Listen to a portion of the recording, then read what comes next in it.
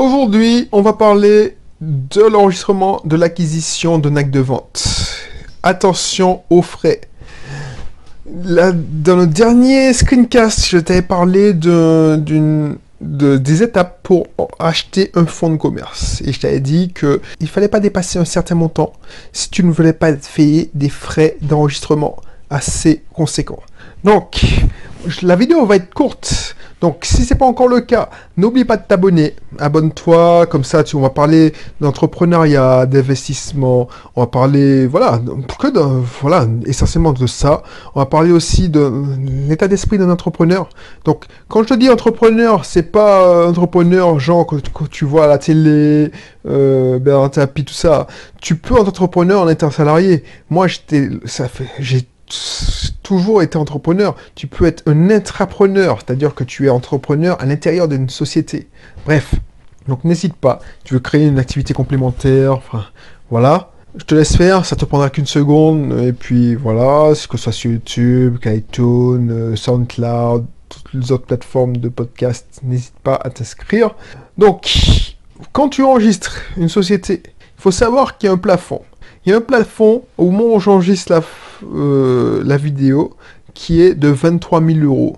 Quand tu achètes un fonds de commerce et la vente ne dépasse pas, le prix de vente ne dépasse pas 23 000 €, tu ne payes pas de frais, ou enfin, tu payes, allez, le minimum de frais possible, c'est-à-dire le minimum perçu, le minimum, alors j'ai oublié le terme que l'inspecteur des impôts qui m'a reçu, le contrôleur des impôts qui m'a reçu, qui était assez sympathique. Ça fait plaisir de voir une fonctionnaire qui est agréable, qui a la joie de vivre. Elle m'a dit, ouais, vous avez fait rédiger ça par un acte de vente par un expert comptable ou un avocat fiscaliste, parce que vous êtes pile poil en dessous du minimum. Parce qu'elle m'a dit, ouais, vous avez payé des frais, hein. Et quand elle a vu qu'elle j'avais payé, alors elle m'a fait payer 25 €, parce qu'avant c'était 0, mais je crois que maintenant tu payes le minimum. Donc voilà, 25 €, c'est pas la mer à boire. Donc, si tu ne dépasses pas 23 000 €, tu payes pratiquement rien. 25 € en Martinique, mais ça peut être une somme dérisoire autre part. Donc l'idée c'est ça. Je voulais juste partager cette petite astuce parce que, surtout si tu rachètes ton propre fonds de commerce, l'astuce c'est que tu te dises, bon, c'est quoi? Je vais gonfler la facture pour être bien propre. Donc mieux vaut, des fois, s'entendre avec quelqu'un. Par exemple, si tu cherches à transmettre, je sais pas moi, ton entreprise.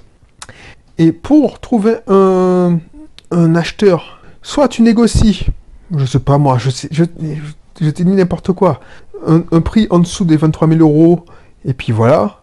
Sauf si ton entreprise vaut beaucoup plus. Mais sache que s'il y a moyen ou que vous atteigniez un prix genre 25, 26, il y a peut-être moyen de négocier pour que on soit en dessous des 23 000. Sinon, c'est dommage. Sinon, tu passes directement à 2 ou 3% de la valeur de la vente. Donc 2 ou 3% sur 20... Allez, je te dis ça, mais je dis... Alors 2% de 23 000 €, non, les 25 000 €, puisque voilà, c'est pour 2, tu vas payer 500 €. Franchement, si j'avais fait l'imbécilité de me dire, tiens, je vais faire payer 23 001 €, j'aurais payé quoi? 0,0, allez, 2%, et je crois que c'est plus, 460 € pour 1 €. Donc, sache ça.